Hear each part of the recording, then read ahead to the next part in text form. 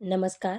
आज आपण ड्रायफ्रूट मोदक ही रेसिपी पाहणार आहोत. त्यासाठी मी इथं ओले खजूर घेऊन त्यातल्या सर्व बिया वेगळ्या केलेल्या आहेत आणि काही ड्रायफ्रूट घेतलेले आहेत. त्यामध्ये काजू, बदाम, मनुका, अक्रोड, पिस्ता, मगजबी, खरबुजाचे बी घेतलेले आहेत. त्याचबरोबर 1 चमचा खसखस घेतलेली आहे.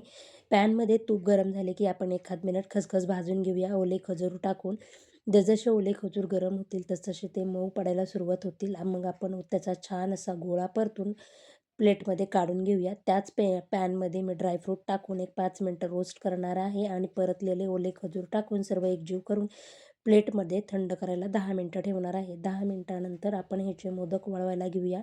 छान असे आपले हे मोदक ड्रायफ्रूट मोदक तयार होतात.